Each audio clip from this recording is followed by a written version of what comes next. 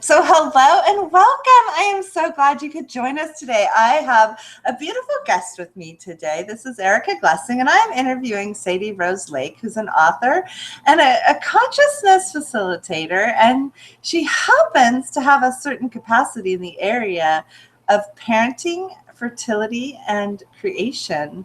So welcome, Sadie. Hi, Erica. How are you?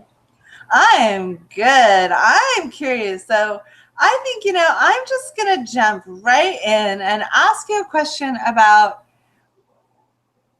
this whole thing of the baby having a spirit and choosing the parents. What's that? Well, it's the book is actually an acknowledgement of that is the way it works, and an invitation to people to actually tune into what they already know about that. So many of us have that calling. It's like we decide we want to have kids. How much of when we make the choice in our lives to create a family is that we're actually tuning into these beings already. And so it's really inviting people to start to be aware of what they know that's beyond what they think could be possible. Wow. Hey, so I understand that you have kind of this interest in conscious parenting. Can you just tell me what that is?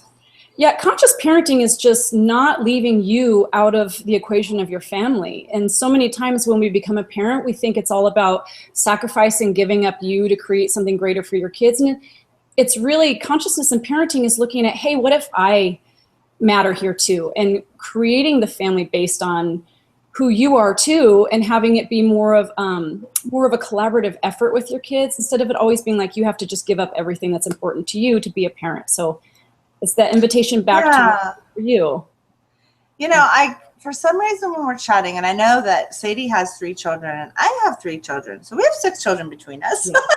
We have lots of parenting stuff going on. Yeah. It seems like, so I guess I'm trying to come up with the question that will get this. I get the energy of sort of exhaustion. Like, I think, like, one of my friends has twin babies. I just hear it in her voice, this exhaustion. Yeah. What do we do about that? Because really, when we look at parenting 3 or even 1 with special needs could give you that kind of energy of that. What do we do about that? Well, one of the questions that I have is, where have you decided that you're the source for everything for them? And are they actually desiring to contribute to you too? And what would it be like if we actually just asked that question and lowered our barriers and let us receive the energy our children want to be? I mean, most of us have that experience with our little ones of them grabbing our faces and just looking at us and wanting us to receive them. So could that exhaustion be shifted at all if we were willing to receive what our kids desire to contribute to us too? So I'm just going to throw it, since you're talking about a book, we'll get to that in a few minutes. Mm-hmm. If I'm just not being able to get pregnant and I super want to, now I personally am in my 50s, so I am sort of thinking I might be done. Yeah.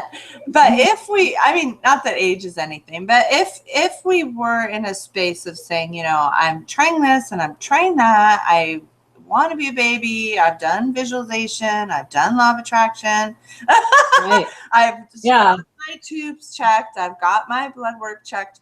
What kinds of things can you share with someone that maybe they haven't considered yet? Well, one of the things is that your body might have a point of view too. And most of us don't realize that our bodies are actually conscious beings too, that desire to contribute to us and that are in a co-creation here with us. And so inviting your body's point of view into your awareness and just simply asking, body, do you desire to grow a baby?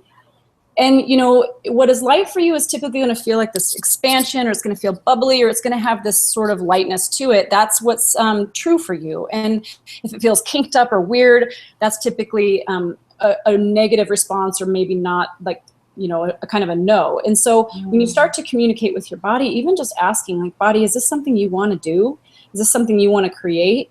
Even starting there gives you somewhere to go. And if you do get a no, if you do kind of go, oh, that doesn't quite feel right, then you can ask more questions. What else is possible? Or is there something you require to make this a possibility? And actually being in that dialogue with your body, I would say, is one of the first steps when you haven't been able to get pregnant. It's inviting your body into the equation. I love it. So tell us the name of your book and just tell us a little bit about that. Oh, it's so yummy. So it's called Creations, Conscious Fertility and Conception, Pregnancy and Birth. And it's a collaborative with 14 different authors, and everybody, it's like we're across the board with what we talk about in the book. Everybody kind of comes from their own knowing and their own experience.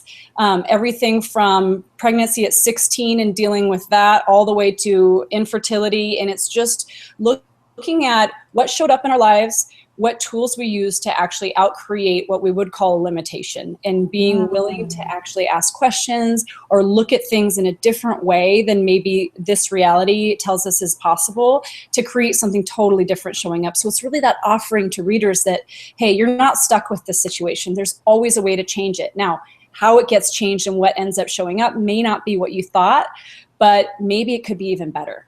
So that's a yummy offering that this book thank you so much. Thank you, Sadie, for joining us today. Yeah. We'll put this video for you, and then the moment the book goes on Amazon, we'll link the video to it. Oh, super fun. Okay, thank you. Thanks for listening, guys. Thank you.